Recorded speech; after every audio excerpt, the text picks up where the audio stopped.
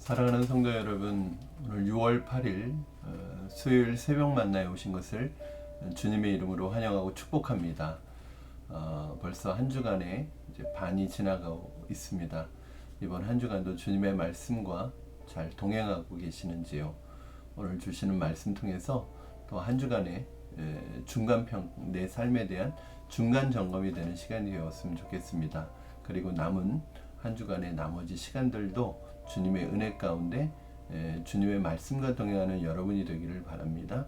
오늘 우리에게 주시는 하나님의 말씀은 계속해서 마태복음 9장 14절에서 17절까지 말씀 보겠습니다. 마태복음 9장 14절에서 17절까지 말씀을 제가 여러분에게 먼저 봉독해 드리겠습니다.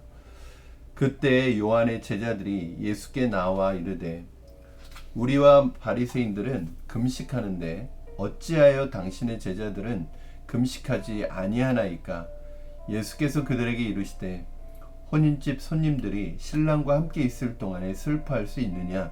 그러나 신랑을 빼앗길 날이 이르리니 그때에는 금식할 것이니라. 생배 조각을 낡은 옷에 붙이는 자가 없나니 이는 그 기운 것이 그 옷을 당기어 헤어짐이 더하게 됨이요 새 포도주를 낡은 가죽 부대에 넣지 아니하나니 그렇게 하면 부대가 터져 포도주도 쏟아지고 부대도 버리게 됨이라. 새 포도주는 새 부대에 넣어야 둘이 다 되느니라. 아멘. 네, 여러분, 사람은 삶을 살아가는 데 있어서 두 가지 중요한 요소를 붙들고 가게 되어 있는데, 하나는 바로 내용이라는 요소이고요, 하나는 형식이라는 요소입니다. 어쨌든 우리가 살아가는 모든 삶에서는 이 두 가지 요소가 항상 포함되어 있죠. 그래서 사람들은 종종 형식이 중요하냐, 내용이 중요하냐를 놓고 어느 것이 더 중요하냐 논쟁을 하기도 합니다. 오랜 논쟁이죠. 사실은 둘 다 중요합니다. 내용도 중요하고요, 형식도 중요합니다. 사실은 내용은 진짜 본질적인 부분이죠. 그리고 이 내용이라는 것이 결국은 어떤 형식에 담겨지느냐에 따라서 이 내용이 더 돋보일 수 있기 때문에 이 내용도 중요하지만 형식도 중요하지 않다고 할 수 없습니다. 그러나 사실은 둘 중에 하나를 택해야 된다면 사실은 내용이 더 중요하다고 볼 수 있습니다.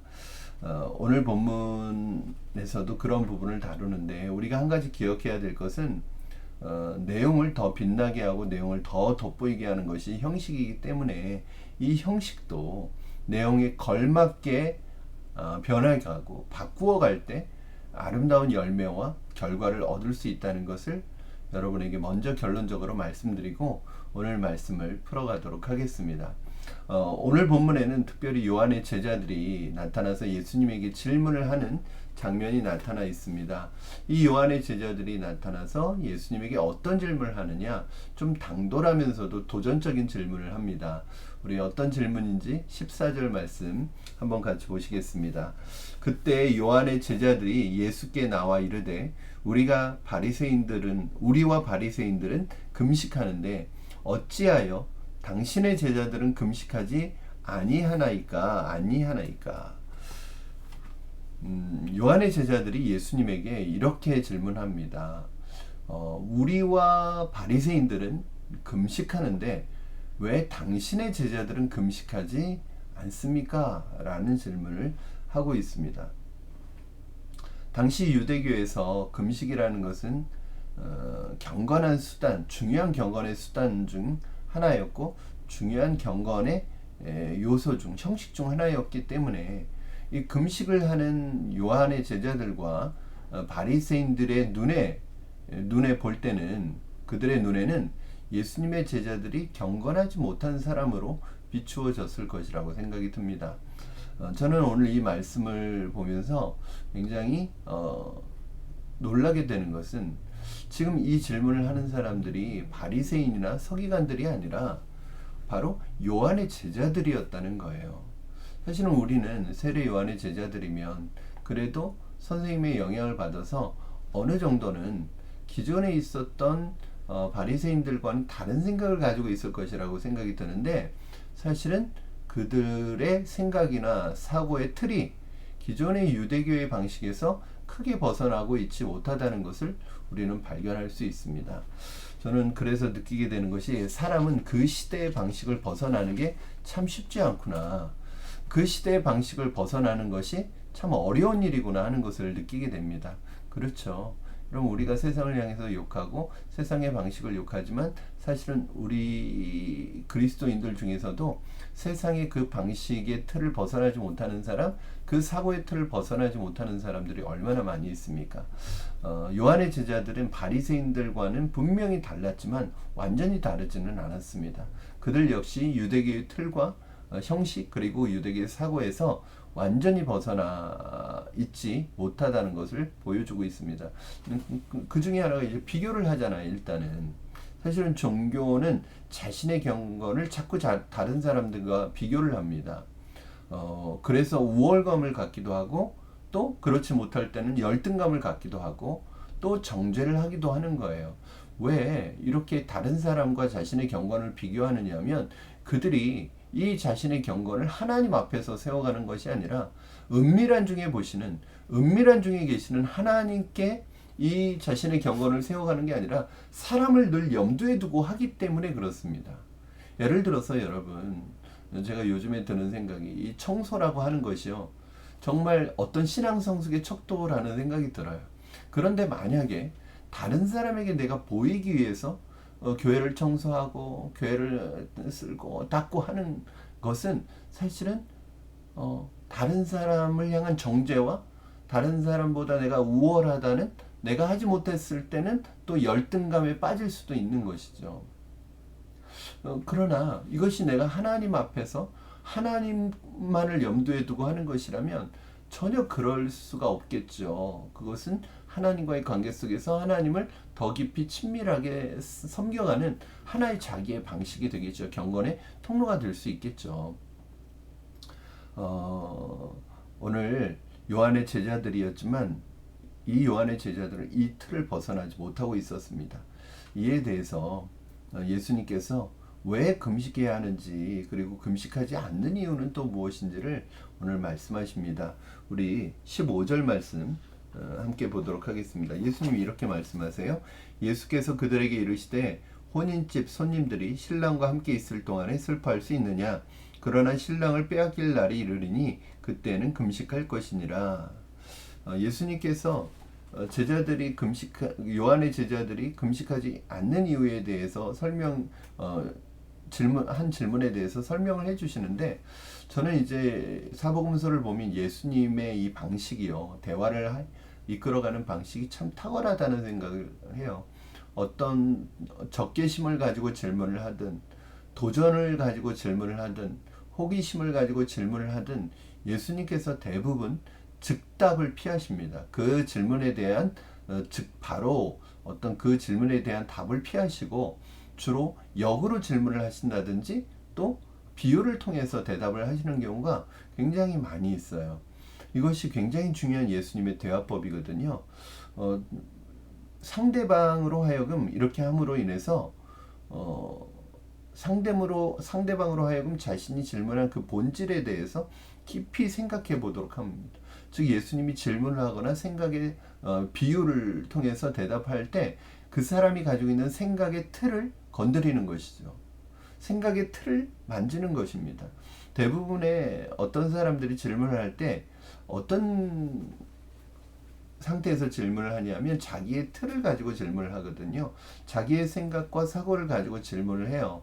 그리고 어떤 대답을 하든 그 대답이 자기의 틀과 자기의 생각과 맞지 않으면 이미 받아들이지 않을 생각을 하고 하는 것이죠.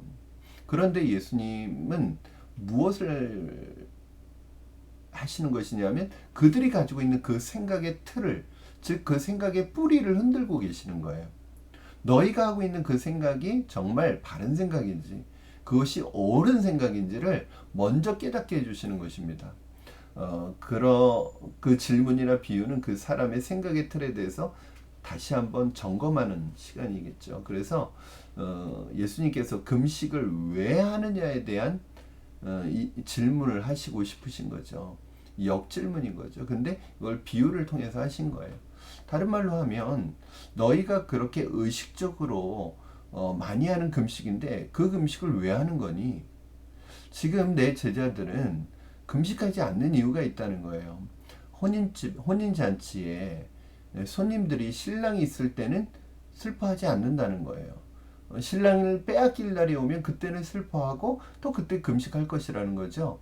지금 예수님은 신랑에 비유되고 있습니다. 즉, 내 제자들은 지금 나와 함께 있기 때문에 금식하지 않아도 된다는 거예요. 금식할 필요가 없다는 거예요. 금식이라는 것은 슬퍼하는 것인데 예수님과 함께 있는 제자들이 슬퍼할 일이 없다는 거예요. 그러나 예수님은 금식이라는 것을 반대하시고 금식 자체를 반대하시는 건 아닙니다. 왜냐하면 예수님 이런 말씀을 하시죠. 금식할 때가 올 것이다. 즉 금식이라는 것이 그냥 남들이 하니까 또는 습관적으로 하는 것이 아니라 금식해야 될 때가 있고 또 안 한다면 안 해야 될 이유가 있는 것입니다. 사랑하는 여러분, 우리 신앙의 행위들을 한번 점검해 보셨으면 좋겠습니다. 내가 왜 그것을 하고 있는지, 안 한다면 내가 그것을 왜 안 하고 있는지, 이런 분명한 어떤 내 이유가 없이 남들이 하기 때문에 남들의 시선을 생각해서 하는 것이라면 그것은 오히려 내 경건에 유익하지 않습니다. 오히려 나로 하여금 위선적이고 바리새적인 신앙을 만들어가게 하는 통로가 될 수 있기 때문에 예수님께서는 그것을 경계하시는 거예요. 예수님이 바리새인들을 향해서 제일 경계하시는 것이 무엇이냐면 바로 외식하는 것이잖아요. 예수님께서 그 다음에 두 가지 비유를 하시는데요. 16절, 17절 말씀 제가 읽어드리겠습니다. 생배 조각을 낡은 옷에 붙이는 자가 없나니 이는 기운 것이 그 옷을 당기어 헤어짐이 더하게 됨이요. 새 포도주를 낡은 부대에 넣지 아니하나니 그렇게 하면 부대가 터져 포도주도 쏟아지고 부대도 버리게 됨이라. 새 포도주는 새 부대에 넣어야 둘이 다 보존되느니라. 아멘. 여러분, 이 두 비유는 같은 맥락의 비유죠. 예를 들어서 낡은 옷과 낡은 가죽 부대는 뭘 얘기하는 것이냐면 유대인들이 가지고 있었던 유대교의 전통적인 그 종교적인 형식과 틀을 이야기하는 것이고요. 새 포도주와 생배 조각은 바로 예수님으로부터 시작되는 하나님 나라의 복음과 은혜를 말하는 거예요. 그러니까 새로운 것이 온 거잖아요. 근데 낡은 것으로 그것을 담아낼 수가 없다는 것입니다. 그래서 낡은 가죽 부대와 낡은 옷이 새 포도주와 생배 조각을 담을 수 없어서 옷과 가죽 부대가 오히려 찢어지게 되는 것처럼 하나님 나라의 복음과 은혜는 기존의 종교적인 틀과 그들의 고착된 사고 방식에 담으려고 한다면 그 내용을 담을 수 없을 뿐만 아니라 오히려 더 상하게 된다는 거예요. 아름다운 결과와 열매를 가져올 수 없게 된다는 것입니다. 사실은 우리도 마찬가지입니다. 예수님을 믿었고 하나님의 백성이 되었다고 합니다. 그러나 우리의 삶의 방식은 여전히 세상적인 삶의 방식과 틀을 가지고 있으면 은혜를 많이 받아도요, 그 받은 은혜 다 쏟아버리고 또 세상적인 방식으로 살아갈 수밖에 없다는 것을 말합니다. 요한의 제자들처럼요. 제가 제자훈련이라는 것을 하면서 참 많이 느끼는 것이 있습니다. 그것이 무엇이냐면 결국 제자훈련의 승패는 어디에 달려 있느냐. 똑같은 제자훈련을 받아도요, 어떤 분은 많은 변화를 경험하게 되고 똑같은 제자훈련을 받아도 어떤 분은 그 변화가 없는 경우도 있고요. 그 변화가 일어나지 않는 경우도 있고 그 변화가 없으니까 오히려 더 마음이 상하게 되는 경우도 있죠. 그런데 그 제자훈련에 있어서 이 변화에 있어서 중요한 포인트가 뭐냐면 바로 아무리 많은 은혜를 받아도 아무리 새로운 것을 받는다고 할지라도 자신의 기존의 틀, 자신의 신앙적인 습관들 틀을 가지고 새로운 것을 받으면 그것이 이 사람에게 그 담을 수 없는 그릇이 되는 거예요. 그러므로 저는 제자훈련에서는 중요한 내용을 전달하는 것과 또 중요한 것이 무엇이냐면 또 나의 신앙적인, 나의 종교적인, 나의 신앙적인 습관을 좋은 습관으로 바꾸어가는 거예요. 즉 내용을 담을 수 있는 틀을 같이 바꾸어가지 않으면 참 변화가 일어나지 않는다는 것입니다. 담을 수 없기 때문이죠. 어쩌면 이건 되게 당연한 것입니다. 사랑하는 여러분, 하나님의 나라와 하나님 나라의 복음과 이 은혜가 여러분의 삶을 아름답게 변화시켜가고 바꾸어 가기를 원하십니까? 그렇다면 그 중요한 내용과 함께 그 복음을 담을 수 있는 여러분의 삶의 방식과 여러분의 습관과 여러분의 형식과 여러분의 틀을 함께 은혜 가운데 바꾸어 가시기를 주님의 이름으로 축원합니다. 우리는 할 수 있습니다. 그 틀을 주님께 맡기십시오. 그 틀마저도 고수하지 마시고 그 틀마저도 주님께 맡기고 온전히 주님을 따라간다면 주님께서 우리의 틀까지도 아름답게 변화시켜 가실 줄로 믿습니다. 우리 기도하겠습니다. 살아계신 하나님 아버지 감사합니다. 오늘 주님의 말씀을 통하여 다시 한번 나의 생각과 나의 신앙을 점검합니다. 하나님의 은혜를 날마다 받기를 소원하지만 내 안의 틀은 여전히 옛날 것이고 과거의 것이고 틀에 매여 있는 그러한 종교적인 틀을 가지고 또는 세상적인 틀을 가지고 주님의 말씀을 받고 있지는 않은지요. 우리가 이 세상에 살아가고 있기 때문에 대부분의 시간을 세상 속에서 살아가고 있기 때문에 우리도 모르는 사이에 세상적인 틀과 사고와 내 이기적인 중심적인 나 중심적인 삶의 틀을 가지고 살아가고 있다면 하나님의 말씀 앞에 나는 온전한 변화를 이루어갈 수 없음을 주님 고백합니다. 하나님 내 틀을 내려놓겠습니다. 내 방식을 내려놓겠습니다. 주님 나를 만져주시고 하나님 나라의 복음과 하나님의 은혜 예수 그리스도의 은혜를 누리기에 부족함이 없는 변화된 예수 그리스도의 사람 성령의 사람으로 변화되기에 부족함이 없도록 주님 나를 만져주시옵소서. 이 시간에 내가 먼저 주님께 나를 맡기게 하여 주시옵소서.